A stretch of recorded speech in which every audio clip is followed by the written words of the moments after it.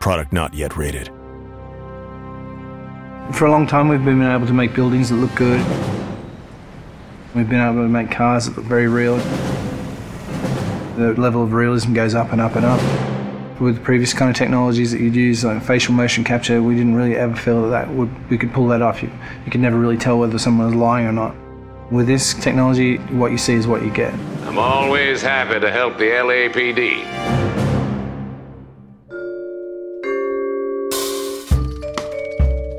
We started research on it about 5 years ago. Back then, only research groups were really doing it, this kind of 3D mesh generation from optical cameras. We thought that there might be some application for what we were doing, and this story is a detective story, so the believability of the actors' performances is key to gameplay. That's one of the key strengths of our system. We can actually see all the subtle features that animation traditional ones just can't do. Cole Phelps, traffic. What have we got?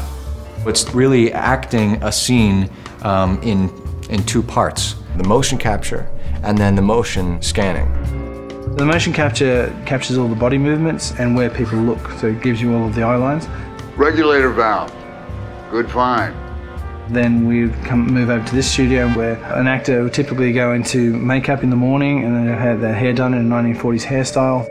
Then they'd come into a room and sit in the seat behind me, and what the rig does is capture a volume around them. You've got cameras not only around, but also looking upward and downward as well. So any kind of movement is going to cut out some of the information. And they deliver their lines, and as they talk, they get processed and turned into 3D. And action.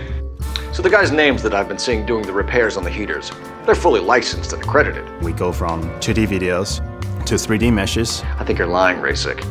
I think some of your men aren't fully licensed. To compressed versions for the game. I think some of your men aren't fully licensed. You're desperate to cover your sales. The level of detail is just so high that they're just like a real person in life. You're gonna lose your wife and probably end up in the big house. I hope she was worth it.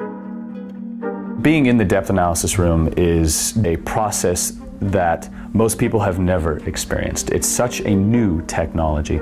It's a constant close-up is what it is, but it's a close-up from 360 degrees. There's something pretty special about knowing that you will be recreated, but in another type of form. I saw myself today. Blow it off, Cole.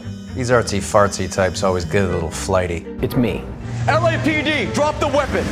Hey, you think I'm some kind of nut job? What proof have you got?